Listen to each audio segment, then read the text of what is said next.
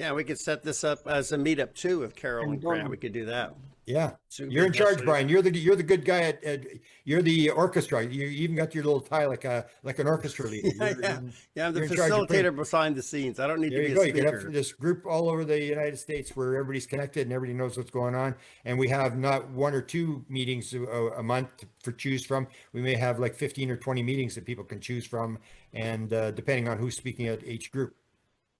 Yeah, yeah, we can use meetup for that. So very good. Yeah, Good. Yeah, great. Great. So next we you. have Donna. You're on.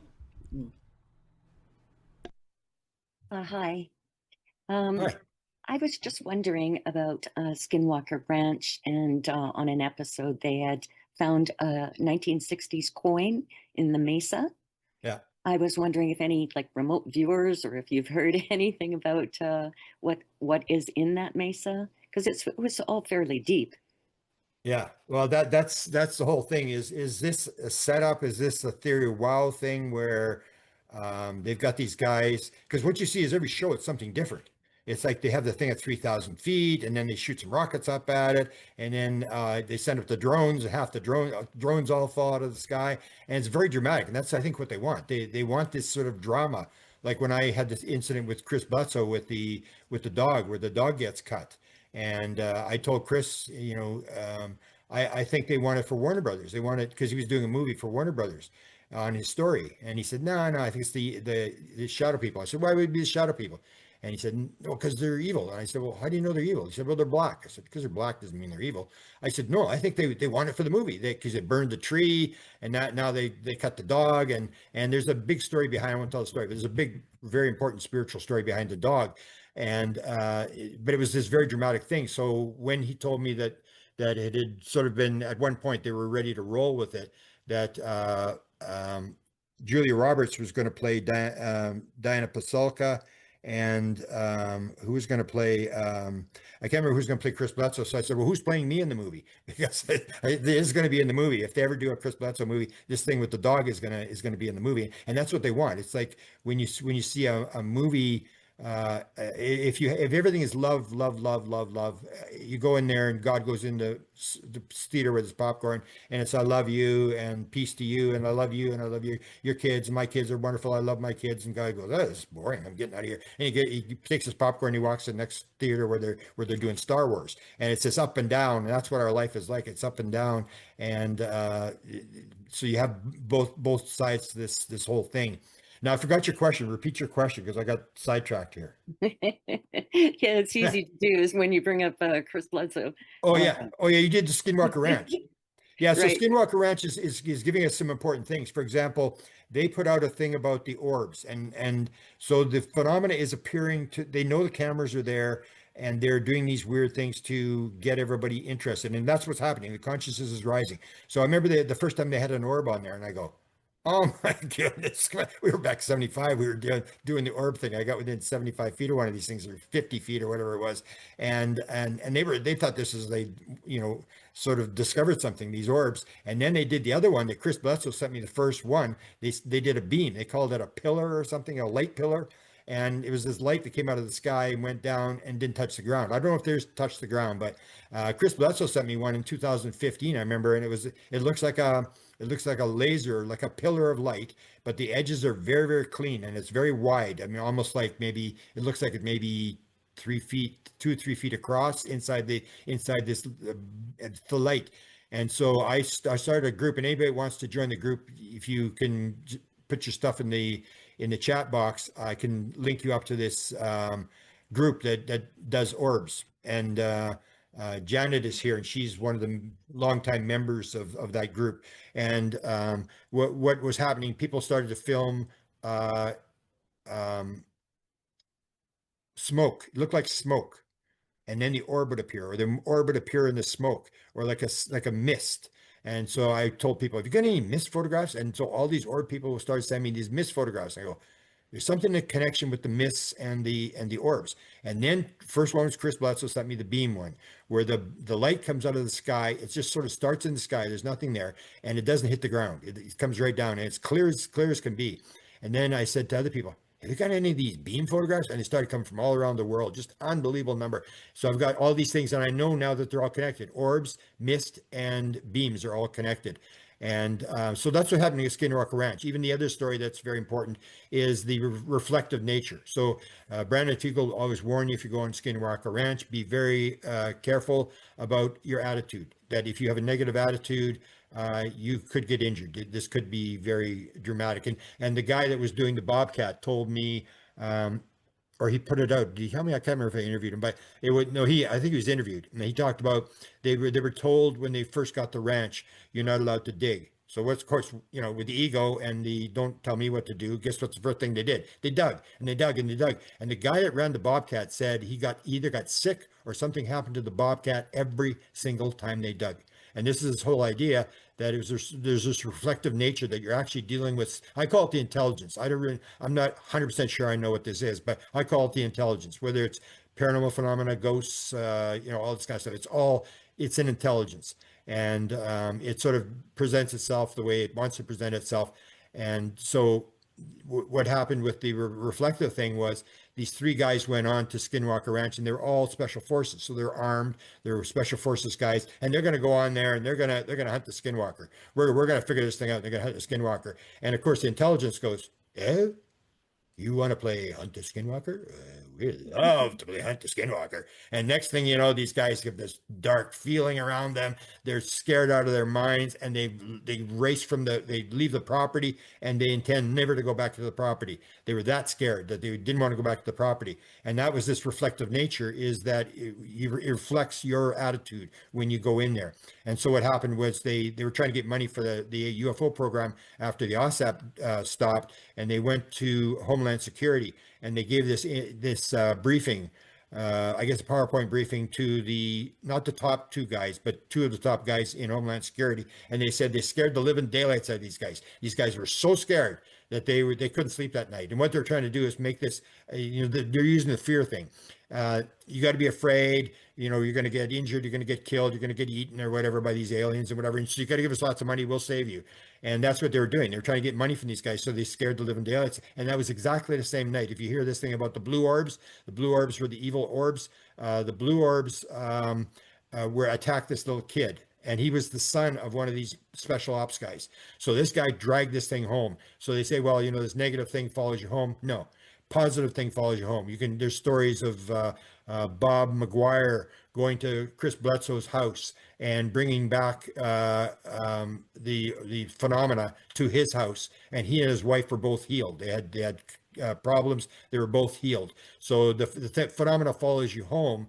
And we've known that through ghost hunters. And that's this book called the Big Game. We put these connections. We say, this happens all over the place. Orbs happen in mediumship. They happen in psychics. They happen in, UFO experiences. They happen all over the place. It's not an independent phenomenon. And we start to realize these things are all connected.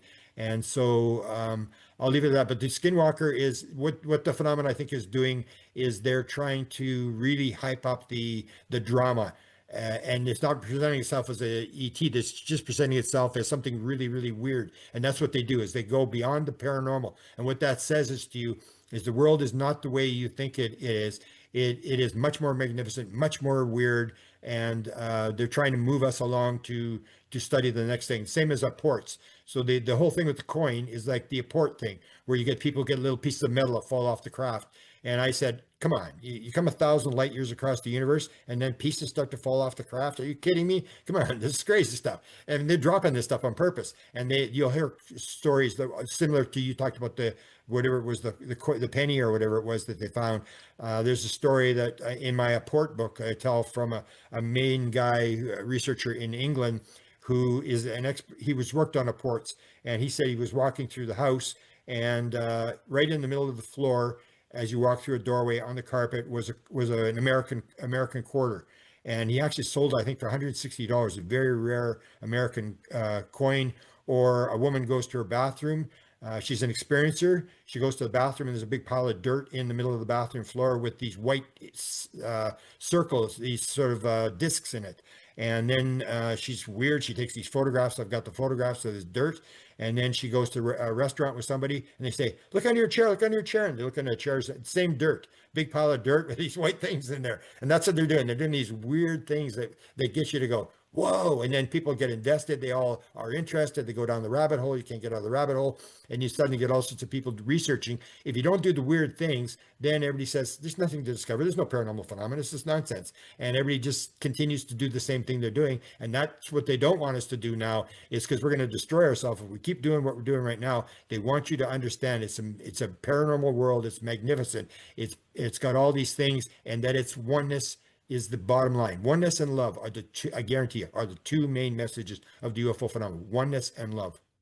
Chris Bledsoe definitely had that. Do you keep in touch with him? And is his health any better than it was? You mentioned this other couple getting healed, and he had so many health issues.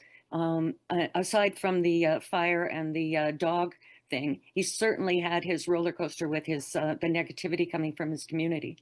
Yeah. He's had a lot. He's been a lot up and down. He had the um, arthritis thing that they thought might have been related to him touching the craft. Yeah, he's had these up and downs. I don't really talk to him as much as I do because I know he's very busy. I know that he's got his message to put out, and I think he's on his cell phone probably 20 hours a day. He answers most of the emails, and he must get a lot of emails because he's got a sort of a best-selling book. But just you mentioned the story, and this is something that people probably haven't heard. This is new about, you mentioned the healing of the woman, and we put another little piece of that story together, which shows something that might be going on. So Chris, this was at a conference in Maine, and there was a number of researchers there. Oh, they're all experiencers. So it's an experiencer conference, and you're supposed to be an experiencer to go there. And the two twins that were running it, they were experiencers. So there's all these weird events. These blue people showed up at the conference, and Chris was there. But Chris is like Mark Olson. Mark Olson doesn't go to lectures. He just walks around the hall and interrogates people. Hi, Mark. So Chris does the same thing. So he was at the conference. He was just sitting out in the lobby talking to people. He didn't go in the lectures, and he wasn't lecturing himself. And this woman comes up. This is the story. He's in front of the motel, and the woman comes up as two women, and they're in their 70s, and one has had a stroke. So she says, "Chris, can you heal my sister?" And he said to me, he said, "I don't know what to do. Like, I don't know how to heal her." And then he gets a text message from Tim Taylor on his phone. I said, "You got a text message from from Tim Taylor?" And he said, "Yeah." And it said, "If you're ever in front of a hotel and somebody needs a healing, go ahead and do it." I said, "Really?" That's right. I go, "What?" He shows me the message. I go, "Holy cow. How did Tim Taylor know he was going to heal somebody?" So he goes, "In the name of Jesus." He puts his hands on your ears. And I don't remember what else he said, but they go off and they come into my lecture. And then after the lecture, she comes running out of the room. She says, I can hear. I heard everything Grant said. I can hear. And I thought, wow, that's pretty wild. So then there's these two girls. One, I don't know if Raquel's here, but Raquel was one of the girls. So she was at this meeting just shortly after. Everybody went for lunch, or maybe the next day. So everybody goes for lunch. You know how they all sit around and chat and stuff. There's about 20 people. And people are gradually going back. And these two girls, Raquel and this other girl, are going to ask for a healing. And so they're sitting with Chris, and I realized that this is what they're going to do. So I figure, okay, I'm going back to the lecture. I don't want to interrupt this thing. And Mike Clellan may have stayed there. I'm not sure. But anyway, so they were prepared to give this healing. And then it was described to me that it was like there's somebody else in the room. Like there's messages coming back from Tim back and forth. And I think the indication was Tim Taylor again. And they were just blown away. They were just, when she came, she was pretty upset. She was like, "Oh, you can't believe what happened in this and it was like, if you're ever in a restaurant and someone needs a healing, go ahead and do it." And I said, "Really?" So that story is true. And then the connection was made that this phone may have been a transmitter phone, because you realize that everybody wanted to watch Chris Bledsoe, that he may have been given the phone, or they may have been able to alter the phone so that everything he did, they could track. And that's what they want to do. That's what I was saying. We talked earlier with the experiencer where the journal. So most experiencers will journal, and that people or researchers like me will want to see the journals. We will want, because that's where the messages are. That's where all the stuff is, where we can make connections. Oh, someone else said that. Someone else said exactly the same thing. They were told the same thing. And so with Chris, he said to them, he said, why are you around my house? He said to Tim Taylor, you've destroyed my family. You've destroyed everything about here. You know, my kids don't talk to me. You know, it's just horrible. Why'd you do this to me? And he said, well, Chris, it's like this. He said, they seem to like you, Chris. They're all around you, Chris. They don't like us, Chris. So we're here to find out what they're telling you. And that's the whole thing. We're here to find out what they're telling you. So that's the same thing I do with experiencers. What did they tell you? And then I compare it to what other people say. And that's when you start to figure out what's going on, because these experiencers are being told what's going on in little bits and pieces. It's still in symbols. It's still in, you know, your rhymes and riddles or stuff that you really can't figure out. But when you compare it long enough, you can do 2 books like we did with the big game to show that, yeah, you start talking to experiencers and it all connects together in the background.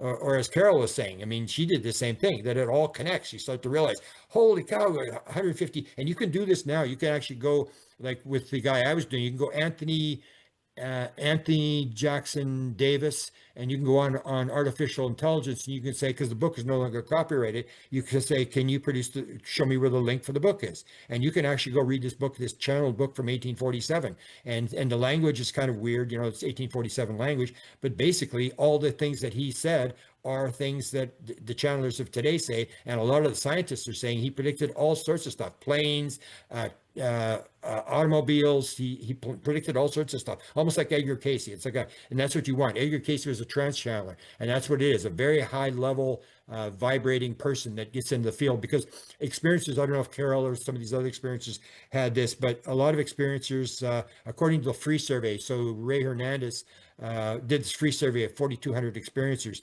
and of them, 40% said they were told at one point during their experience they knew the answer to everything in the universe. And 20 of them said they knew the answer to everything about themselves, everything past, future about themselves.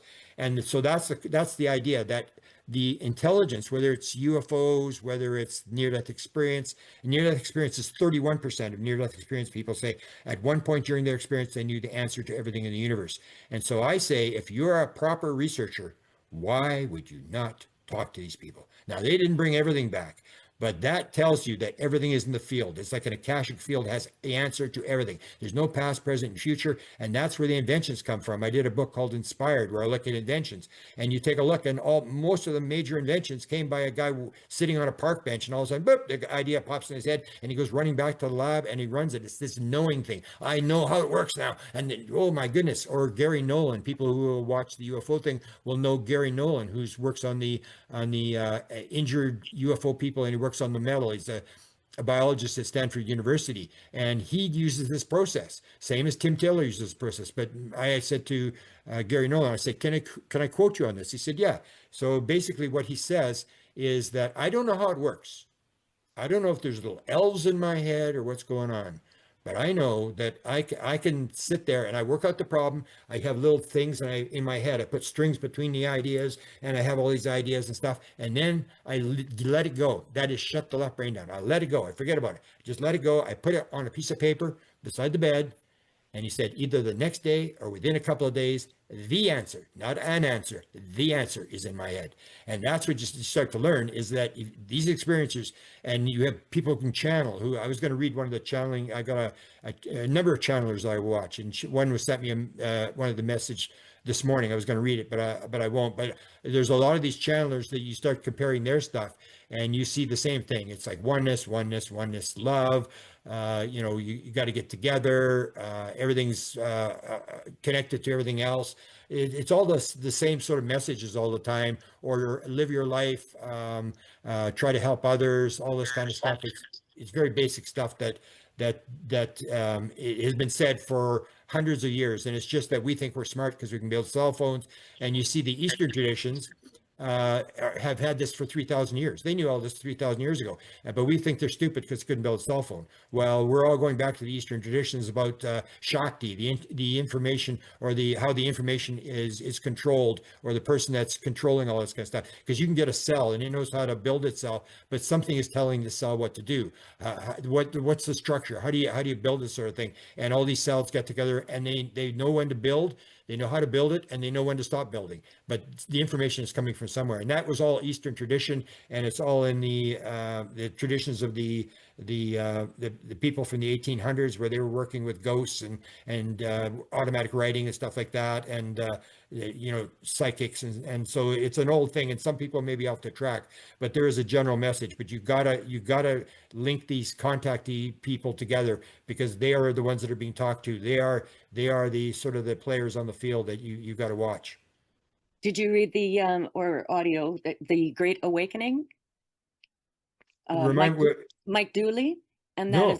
and that's exactly what that is all about. Is he's interviewing channelers, Wow. in the sense that they're in channel state, and he's interviewing them in channel, able to ask whatever questions he wants. But there's, I don't know, 4 or 5 channels that are in this book. And Wow. it was just mind blowing, even after, all this time and all these lectures and information that I've gotten over the years. I was still mind blown by that book and the Michael Newton series, Yeah, Journey of Newton is Souls. a book you got to read. Yeah, absolutely. Definitely, Journey of Souls, mind blowing. Yeah, And yeah, then it'll change your Destiny of life. It Souls, changed my life. and then Life Between Lives. Yeah, absolutely. It Yeah. was by pure accident that I came across the last one, which is the case studies, Life Between Lives. Yeah, And yes, I just finally got to the Journey of Souls, which, oh my gosh, yes, definitely. yeah. Uh, And the a other must book I read. recommend, is Robert Lanza, Biocentrics and Beyond Biocentrics. That came from Barbara Streisand's stepson, who was driving down a road one day and he said, "Okay, if you're an alien or whatever the hell you are, put something in my head I don't already know."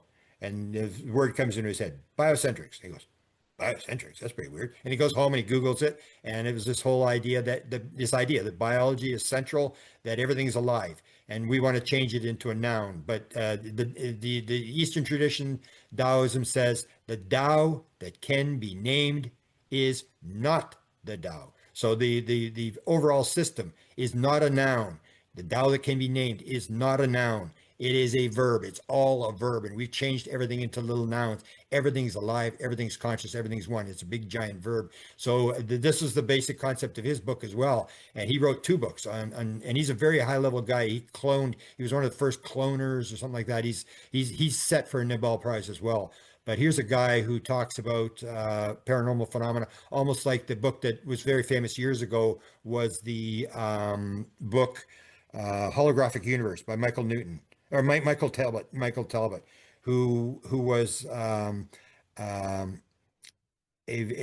client of Bud Hopkins. We found out at the end of his life that he was actually an experiencer, and he talks about paranormal phenomena. Wrote that book, and there was one other book that just popped in my head that okay. So let's go to the next question because I can't.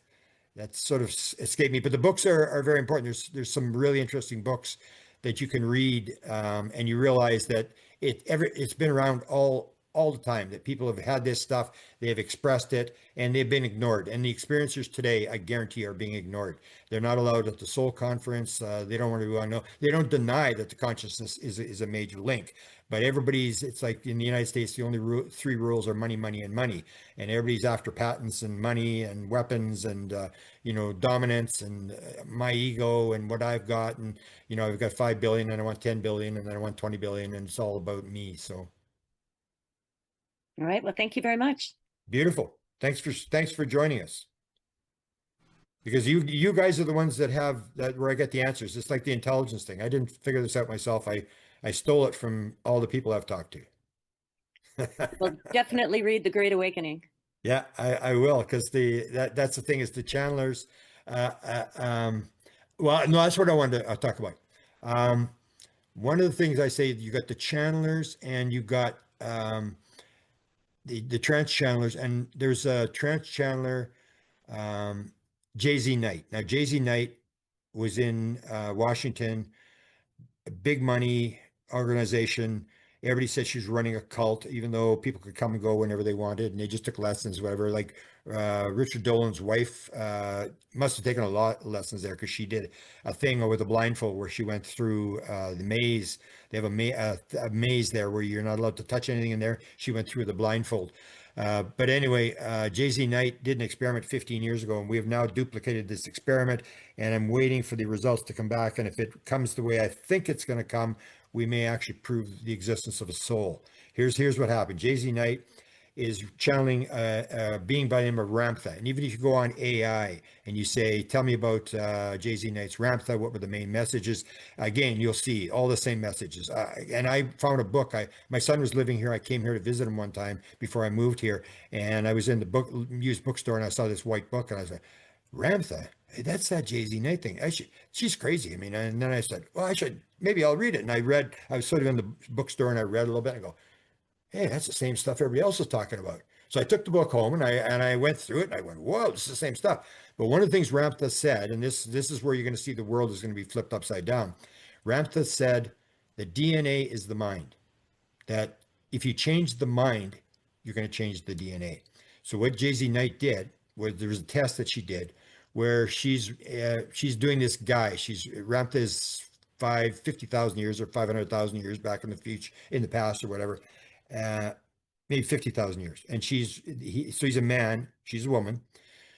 So when she's normal, before she channels, they do her DNA, take 3 DNA swabs from her mouth. They send them to 3 different labs. Then she does the channeling. And while she's channeling, they take her DNA again, 3 swabs from her mouth. They send them to the DNA. The DNA comes back. All 3 labs say the same thing. When she was normal, she was female, French. When she channeled, when she was in a channeling state, she was male, and she was Icelandic and Native American Indian. And everybody said, nah, possible. Garbage, nah. I even had a friend, a guy's in paranormal phenomena. He's a biologist.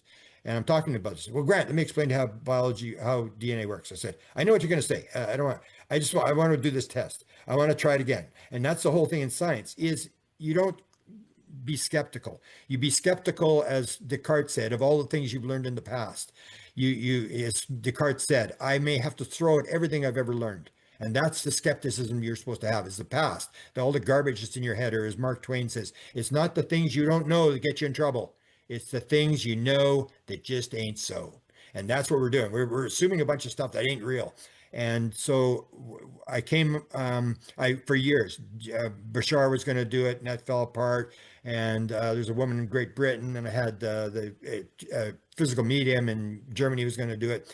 Never could happen. And then I saw an interview with Tristan and Annika, and it was on New Thinking Aloud, Jeffrey Mishlove. And when I saw the interview, the first 2 minutes, I went, thank you, Jesus. This is what I've been waiting for 5 years. What it is 2 souls in the same body. And it goes back and forth, male, female, male, female, male, female. And the backstory is that he was 22 years old. He was engaged. His fiance was pregnant, and they lost the baby in pregnancy. And they were on a stairway hugging, that they had lost the baby, and the baby's soul was outside. And as Annika, who's the baby, said, I was suddenly drawn into the body at that moment when this tragedy happened. She was drawn into the body. So this is 2008. And so for 8 years, she's growing. So she's a baby, she's growing.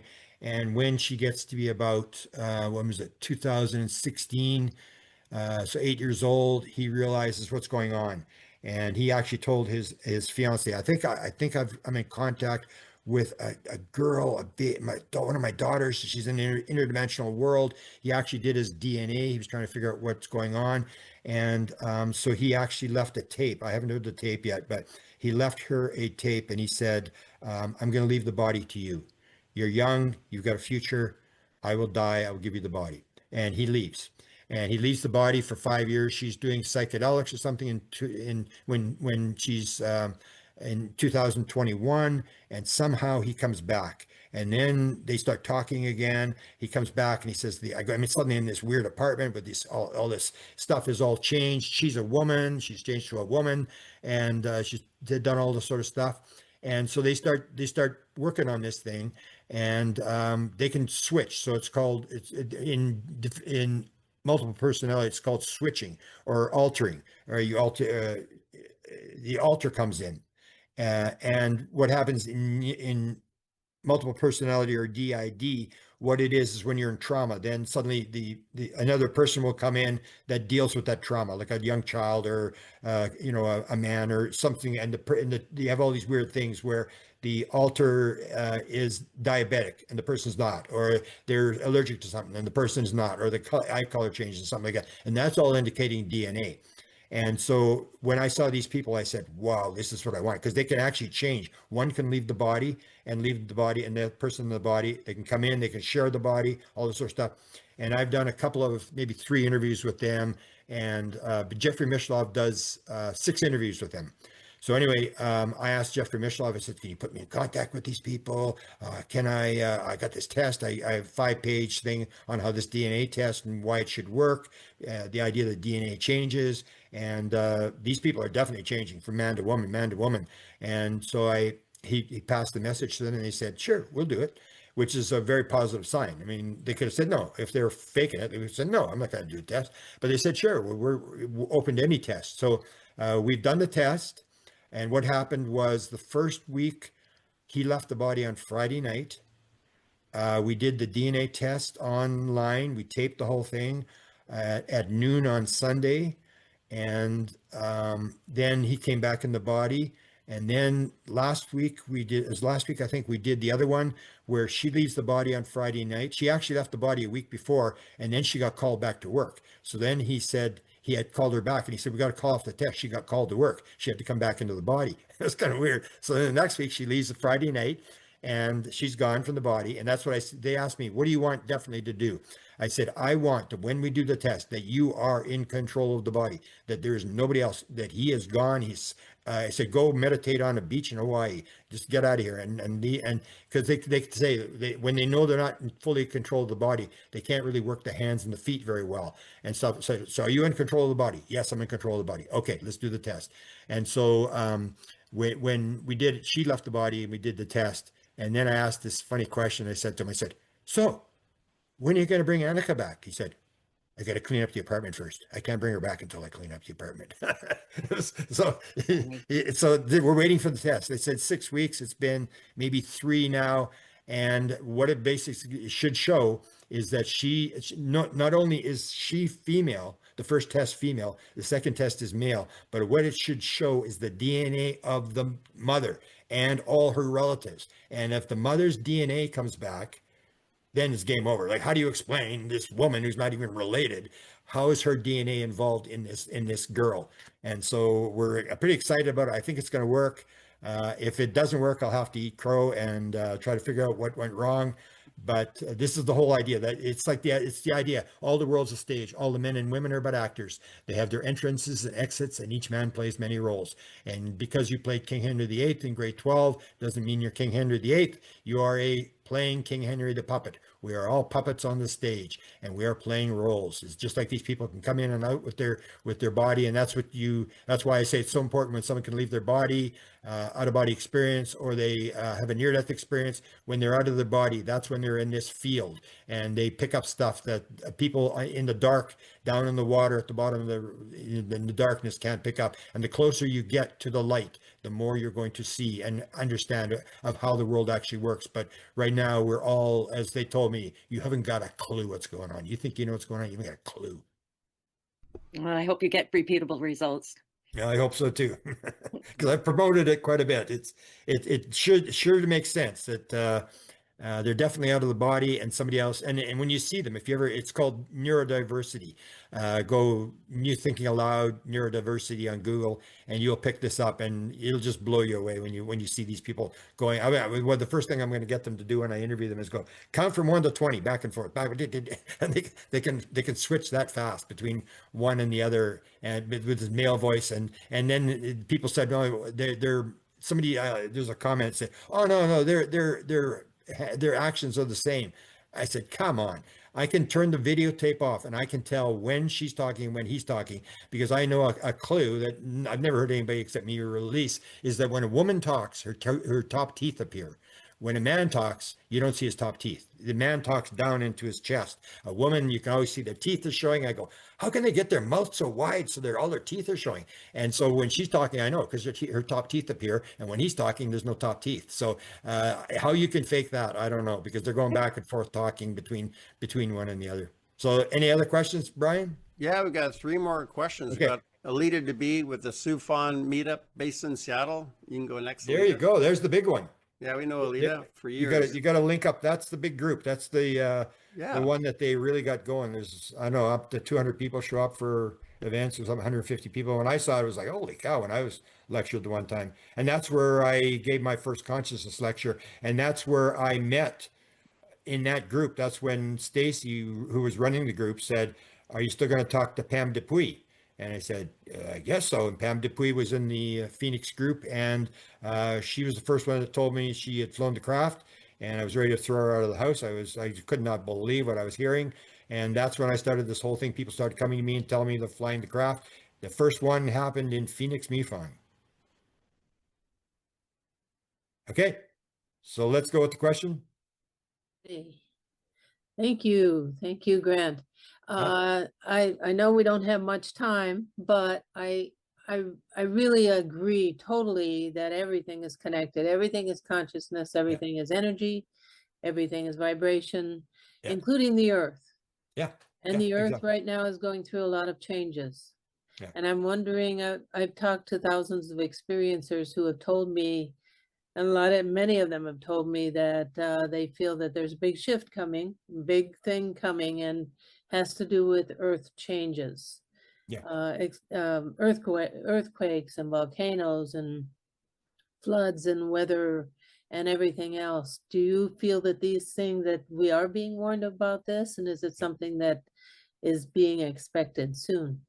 Yeah, this is what the experiencers talk about. I mean, that's where their main message would be, this thing about the earth changes and the nuclear weapons. And other than that, they don't talk about politics. They don't talk, the aliens couldn't care less about anything else. They don't seem to be worried about anything. And that's the whole thing where they show these changes and people say, well, the changes never haven't occurred. But I think it's basically an idea that you've got to take care of the planet. And then it's the idea that Gaia will shake off the fleas. Sooner or later, it's going to get upset and shake off the fleas, that it's alive. The Earth, Gaia is alive.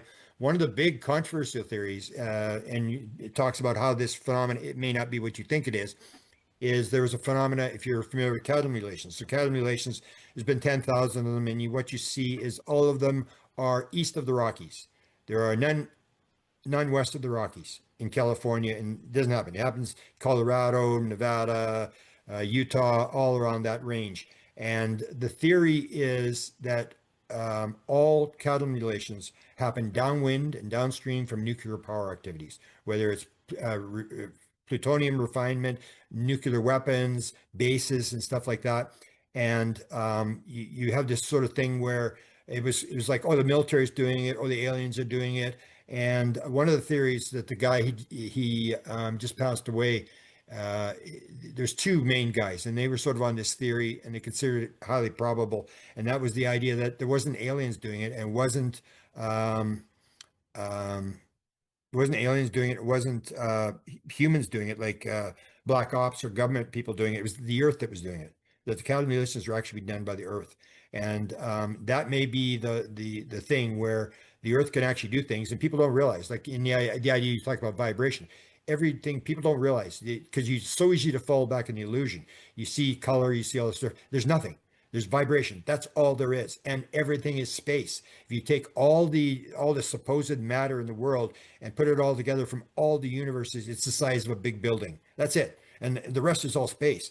And so the earth is all space. And we look solid, and we believe it's solid, but we don't understand that what we do to the earth is influenced, that it inputs and there's outputs and stuff like that. Everything you do, and people who have the near earth experiences suddenly realize this. Like Sting had a ayahuasca experience where he got this idea where there was a connection to the earth, and he was so blown away. He was a famous musician worth a lot of money, and he was so blown away by the fact that he saw this connection, that all the trees were all connected to him and everything was connected, and he could see it. And in that field, people can see it. You can't see it here, the connection. And he was so blown away that he came and he started to put up money, and they put up millions of dollars to save the rainforest because he had that experience. And you have other people. There was Terence McKenna's brother, who's a pharmacologist, went down there, and he said, it was funny, that it sort of alters what's happening here, is that the conditions are going to get worse and worse and worse. But Terence McKenna said, "Oh, we're destroying the world." No, Dennis McKenna said, "We're destroying the world." He was coming out of this experience. We're destroying the world. And then he got this message and said, "Do you think we're actually going to let this happen?" And then he's thinking, "What?" He said, "You monkeys just think you're running the place. You ain't running nothing." And there's this idea that Gaia is actually going to step in, and they're going to stop it. And same thing with the Canadian government was told. This is a story that was about the Canadian government director, that he was told by the being that he was dealing with, we want you to stop the nuclear weapons. And the only time we'll ever step in and stop things is if there's a nuclear exchange, and we can stop it. And to prove that we can stop it, we can take the world in front of the entire world and break it in half and put it back together again. Other than stopping a nuclear war, we are going to allow the human race to stew in its own juices. And that's this whole idea that there is no real bad or good. Even if we destroy the world, that's not bad. That's an experience. We're going to learn from that. We're going to go someplace else. There's all sorts of worlds and stuff like that. So everything is an experience. We say we want the good experiences. We don't want the bad experiences. When in fact, it's the bad experiences that teach us the lessons.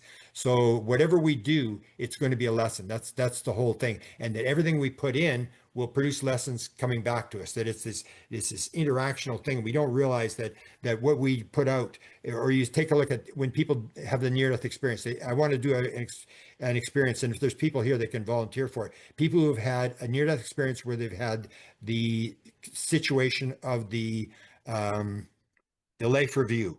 In the Newton thing, they talk about it in front of a council. In the near-death experience, they talk about it that the person sees every single thing they've done since they were a baby in live, as if it's happening live. But you see it from a third perspective. So not only does the world record every single thing you've thought about it and done, it records every single reaction that people have gotten to your stuff. So you see from a third person perspective, if you said something evil to somebody and it offended them and they cried, you feel that pain. You're on their side. You can actually feel their pain. And then you can feel their pain when they go and kick the dog and get angry and hit the kid. And the kid has a bad life because he's being hit and he hits his kid. And it revolves down to, almost like the Bible says, unto the third and fourth generation. And so this rattles down, and we don't realize that everything we do is reflected into the field, and it affects things, that the sun is alive, everything's alive, everything's got consciousness, and we are maybe a small part of it, but we can influence stuff around us. And when we all work together as one, then we move ahead. So if we have 8 billion people on the world and everybody does 5 good things a day, for example, just walking past somebody saying good morning, opening a door for somebody, it doesn't have to be a big thing. Then you got 40 billion things positive happening every day. But what we've got is 40 billion negative things. What's this? And I hate this guy and all sorts of stuff. And we're multiplying this negative vibe, and it will reflect back on us. That's the whole thing about, you don't escape anything in the universe. That's one of the lessons I think experiencers, near-death experience will say, You don't escape anything. Everything will come back. Everything, what goes around comes around. What you sow, you reap. That is absolutely a lesson in the whole thing. And it's not that you're being judged, because you judge yourself. And that's, so the Michael Newton was brought up before. This is an extremely important book, The Journey of Souls, where Michael Newton was asked. He did 7,000 regressions of these people, took them into the spirit world, and they all said the same thing. And when you leave the world, they ask you only one question. That's it. How did it work out? You can't bring up Hillary Clinton. You can't bring up the dog ate the homework. You can't bring up the mother-in-law. They're going to go time out, time out. This is not about them. This is about you. How did it work out? You planned this life. You said, I'm going to do this. I'm going to do this. I'm going to do this. And everybody says the same thing. I could have done better. I was going to do that, but I got scared. I thought, oh, I don't want to do that. I'll do it next time when I go in. And that's the whole thing is we plan our lives. We come in, and then we're expected to do it. So when it comes down to the bottom line is, it doesn't really matter what's happening around us. What matters is that you came into the world to do something, theoretically, and you're not a victim. And when you leave, you're going to be asked one question: how did it work out? So the only thing that matters is, why did I come into the world? The fact that I'm going to be asked about it when I leave, and I planned it. And what am I doing? Am I doing it? And that doesn't matter what anybody else is doing. I came in to do something. Am I doing what I'm supposed to do? Because when you're going to regret when you get on the other side that, oh, I was going to do this, I was going to do this, and all these ideas come to us that this is all planned. So, and in this reflection thing, everything's reflective. That what you put out comes back, and it may take 100 years or in a different realm, but it's all this vibrational stuff that everything's vibrating, and you're sending out vibrations, you're taking in vibrations. It's all vibration. There is no physical world. It's this idea that it's all these vibrations, and that's maybe why the disclosure is not happening. Is because, as Jim Semivan says, 54% of people in the United States read at a grade 6 level. And then you're going to drop this shit on them? Like, no way. People are just going to flip out. And Jim Semivan, who was the head of covert ops, he was like the top covert op guy in the CIA, was affected for 3 months. He said he walked around in a daze for 3 months. He was so affected by what they told him. And it had nothing to do with UFOs. It had to do with how does the world, the nature of reality, how does the reality actually work? And he was just like, he thought he knew all this stuff, and he said he just blew him away. Yeah, thanks. And hopefully, again, we can link up all the people. Make sure you put your stuff in so we can link up all these different groups and run some things where we've got a calendar where people can see what's going on in different groups. And because there's a lot of interesting experiencers and other people, like UFO people, that are being interviewed around. And it would be nice to have a catalog of, like, a TV guide where you can decide where you're going to go each night. Thanks. Yeah, people can email me too. I can coordinate that. We still have 2 more questions. You want to go a bit over time? Yep. Yeah, we've got Brett Hilton next. Yeah, Brett's been around. We got Brett's cat there. Hello, Grant. I'm upside down. Okay. There you go. Oh well. So I'll just talk through my kitty cat. How's that? There you go. That was Well, I'm upside curious down's okay. about Chris Bledsoe, especially considering that his statement today is the day that he told by the phenomena that the true disclosure begins, with the undeniable and irreversible. So the fact that it coincides with the planetary alignment tonight makes it very particularly interesting. And I'd also like to hear about your perspective on Project Looking Glass, because you mentioned the possible manipulation of USAPs in today's discussion, which directly relates to Looking Glass claims. And I was wondering if you'd heard anything suggesting that the so-called convergence may have occurred within the last year or so rather than 2012 as previously discussed. Because if time manipulation is part of the narrative, it could significantly alter how we interpret both past predictions and present events. Okay, as the Chris Bledsoe thing, the dates are sort of changing. I haven't contacted him. The last time I contacted him was, I was going to go to Egypt because we've got, an audience, and some people expressed interest to go to Egypt because you can go to Egypt, see the pyramids, or you can go there when there may be some big event take place, and Chris Bledsoe may be there. So I said to Chris, I said, "You're going to be in Egypt on Easter?" And he said, "Yeah, I'm going to be there." I said, "Well, I may be there with a group of people." And then suddenly I heard from someone the date had changed. I went to Chris. I said, "Chris, is the date changed?" He said, "Yeah, September." And I didn't really question him, like, what's going on? Like, why did the date change? So I sort of backed off that as to the thing. Now, the thing with the changes is, like, the 2012, people thought nothing happened. Well, 2012 was the biggest year ever for me. I had the event. Chris Bledsoe saw the lady for the first time, and Ray Hernandez had his experience um, uh, with his dog, where his dog was healed. That was 1 week after my experience. It happened the first week of March. Mine happened February 26th. So you see these three events that I thought were all definitely connected. I don't think Ray or Chris really see them think about them being connected. They are absolutely connected. These are three major events that change sort of the UFO world. And so a lot of the changes that we're going to see, we're always looking for physical because we're in this illusion thing about the physical that, California is going to fall into the sea, or, it's going to be a big wave overtake the United States or something like that. But I think a lot of these changes are going to be on the mental level, that a shift of consciousness takes place. Now, remind me what Looking Glass is, because there's so many of these names that I don't follow the names, I just follow the theories. That's the where that there was a device, I guess, that not only us, that possibly the Catholic Church had as well, that could see into the future and predict possible future events.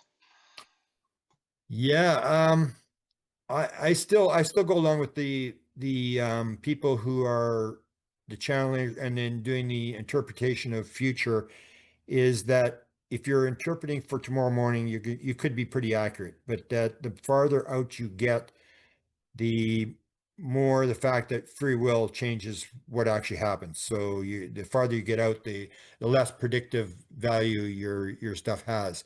Um, the time and space, it does make sense. There's no time and space that you can see. Like a lot of people will talk about, one woman talked about the fact, she's actually from Columbia as well. I think she's a lecturer there, and said that she can actually meet with all her former lives, because all your former lives are still in the process, and that what you do now affects your past lives. It's just so weird. And so she said she can actually get together with her past lives and her future lives and have a meeting and talk about and plan things and stuff. And it's like, it's just so weird. There is no time and space. But you always have the people making the predictions where they all end up sort of being wrong. Because there was one from that I broadcast interviews with, from the whole thing with this 3A Atlas thing, that there was going to be an event on December the 19th, and there was going to be alignment. And then I did some AI work and there was no alignment. And then I said to him, there's no alignment. They said there's no alignment. And then he said, there isn't an alignment. And nothing happened. And I didn't hear much about this alignment, but it's possible. But it's sort of like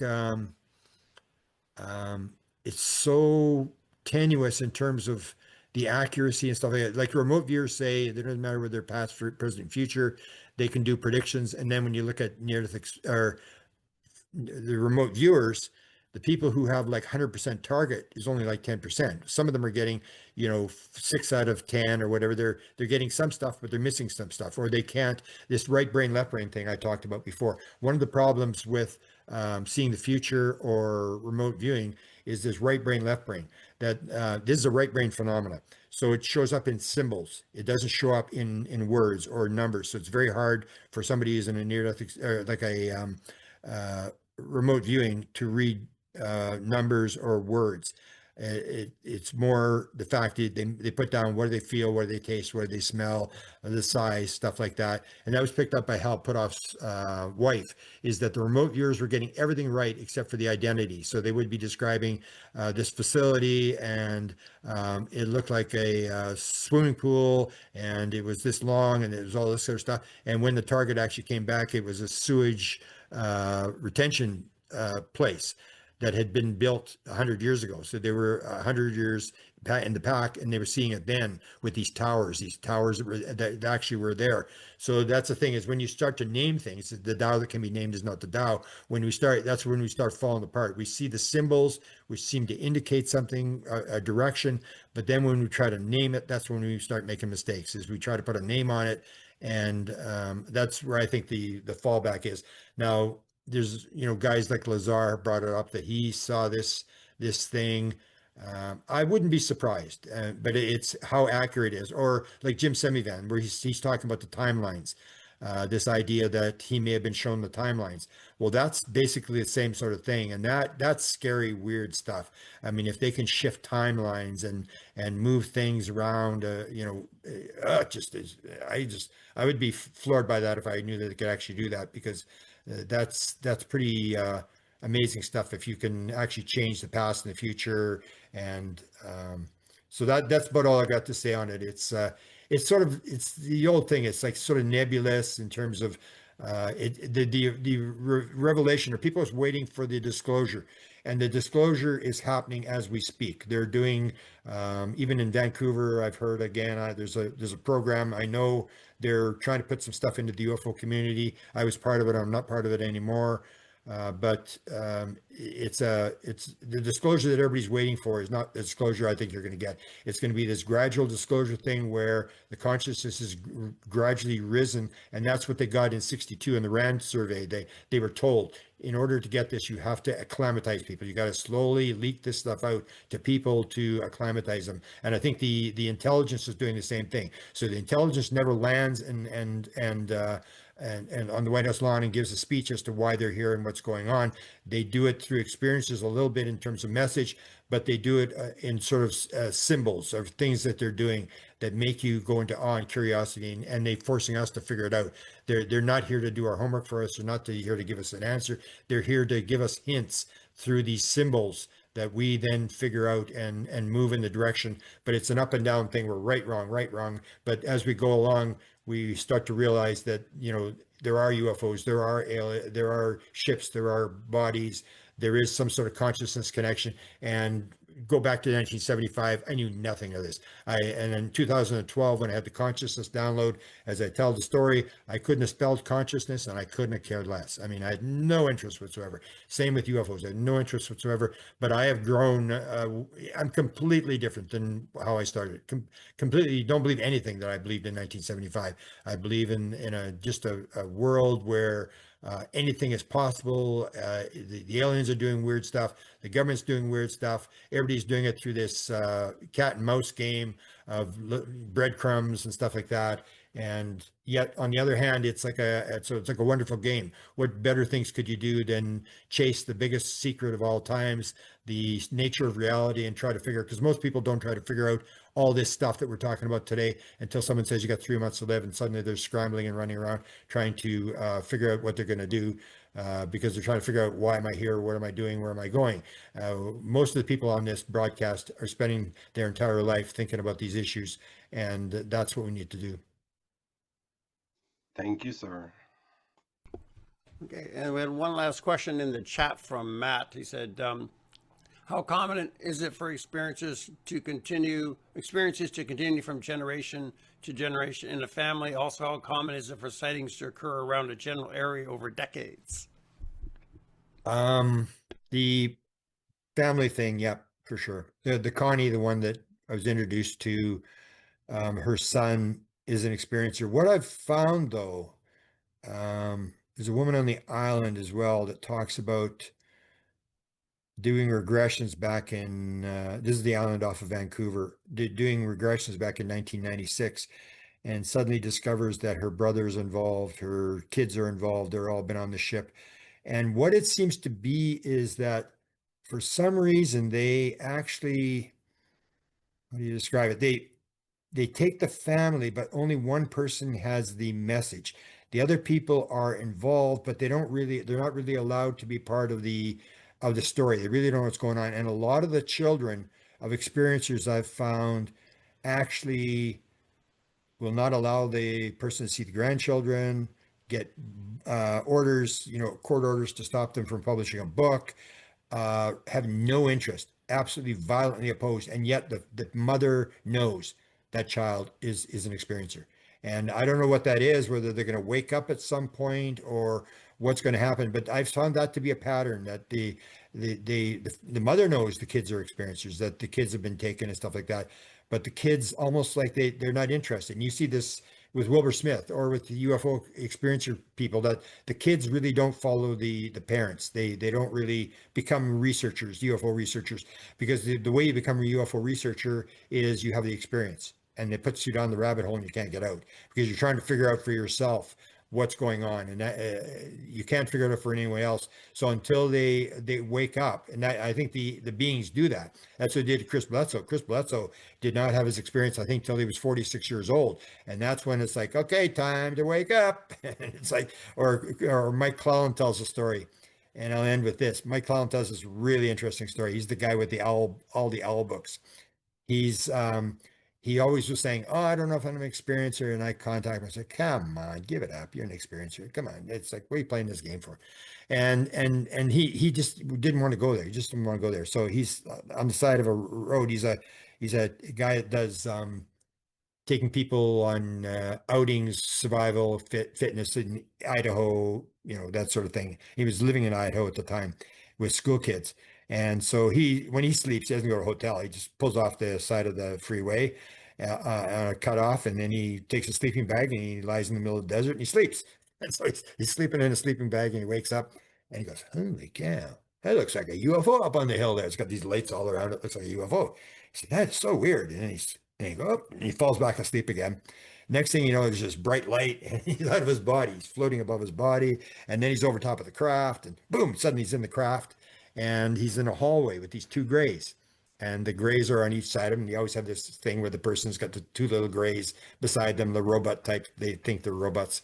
And they're walking down this hallway, and they take him into this room. And this whole idea, he says, almost like the aliens had set it up to be this bizarre thing. He said, it looked like a hotel room in Indiana. It was the most bizarre thing. They had this dirty carpet on the floor, and they had this wooden table, and these beings are sitting behind this table, and you couldn't really see their faces. I think the faces were sort of cut out, or sort of vibration. You couldn't see the faces. And they say to him, "Okay."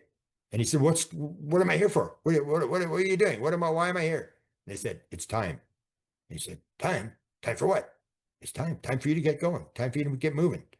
"What do you mean time? What are you doing?" I was like, "What's going on here?" And then they allow him to remember that he volunteers for this. This is his whole idea, the forgotten promise, that they wake you up and you suddenly realize, "Oh my goodness, I planned this all. And then he said, "He never told me it was going to be like this," because he's suffered depression for a lot of his life. He said, "You never told me like this. You never told me it was going to be this depressing." And he's yelling at him, swearing at him. He's just furious. Like, "You never told me. Yeah, I never knew this was going to be like this." And then he said it was almost like they took a pin and they poking him, and all the anger and all this stuff flows out of him and stuff like that. And then they said, "You volunteered for this." And he said, "I did. You volunteered for this. Get going." And 2 days later, he starts writing the owl books. And he's now written, I think, 3 owl books. And he's the expert. If you've ever had an owl experience, if you're an experiencer, he controls all the owl stories. He's got, I don't know how many thousand he's got. And he's written books on this stuff. And he's got his own podcast, and really sharp guy. And this is the kind of experiences that they have. They send these weird messages about the fact that we are all here. We're not victims. We're here maybe to do something. And even if you aren't having, the best experiences, if you see yourself as a victim, you'll never be cured. Once you see yourself and take responsibility, whether it was your fault or not, you take responsibility for dealing with this situation, then you get a chance to move on and be cured. So I'll leave it at that. Stay on the path. Remember, everything's alive, everything's conscious, everything's connected. The 2 major focuses of most of the messages in the big book, all these messages from all these contact modalities that I got, the bottom line thing is oneness, that we're all connected. We're all connected to everything. Everything's connected. It's just one big giant verb. And love is what the universe is made of. I still don't understand that. It is the core, the foundational formation of the universe. So that's what I'll end with. And anybody who has an experience, I would love to talk to people and maybe do interviews and get the stories, because as I say, you are the superstars that I look for. That's what Tim Taylor was doing. That's what the CIA does. That's what a lot of things. You've got to find out what is the intelligence saying, and the only way you can find that is to talk to the people that have been talked to, and a lot of them are here on this broadcast. And I'd love to talk to you. And let's link these groups together. We've got a lot of these big groups that have somebody's shown up. We link them all together and get some sort of schedule that we can put out, so that people know. And plus, you can get names like Brian. If you see, "Oh, this guy's doing an interview in New Jersey, and you listen to it and say, oh, I'd like to have them on mine. And then you bring them on yours, and people have more, even on people here, have an occasion to go to different groups. Like here where we got, 20, 22 people, where to share it, where it may help somebody else. They may get something from what you're telling in terms of your story. So that's what we're here to do. We're here to raise consciousness. And when the consciousness rises high enough, it's going to flip, and everybody's going to realize, oh, that's what was going on. And they're going to go, I knew it all along. I knew that's what they were doing. Yeah, and if people want to volunteer looking for guests and setting up meetups, contact me. And also, Grant's giving a talk in person tomorrow at the Coquitlam Library here, just outside of Vancouver.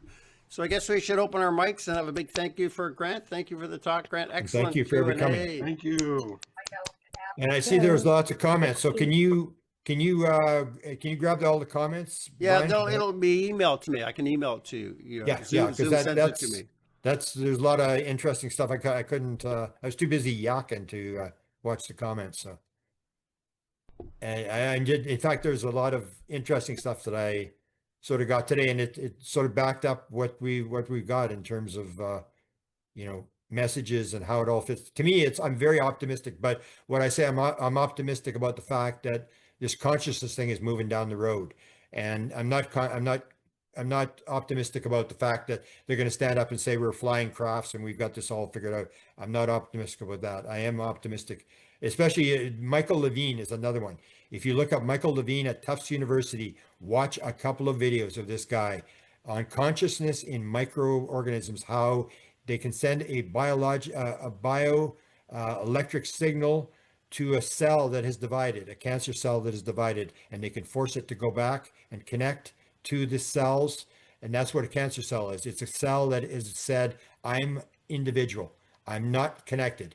Go to hell. And it separates, and then everything is food. As all it is a little cell, and they can actually send a signal now to put it back and make it go back. And as soon as it touches the other cell, boom, it's gone back and the cancer's gone. And absolutely revolutionary, this idea that all these things are conscious and you can actually talk to them, and you can actually, as he said, when you take a tail off of a frog and you stick it on the side, it will suddenly form an arm. And it said it knows how to form the arm, it knows how to do it, and it knows when to stop forming the arm. And it's just amazing, the stuff they are able to do on these little tiny creatures that they form, and how they're all conscious. They absolutely, definitely, there's this, he won't spell it out, but there's this overlying consciousness that he says is controlling this whole operation.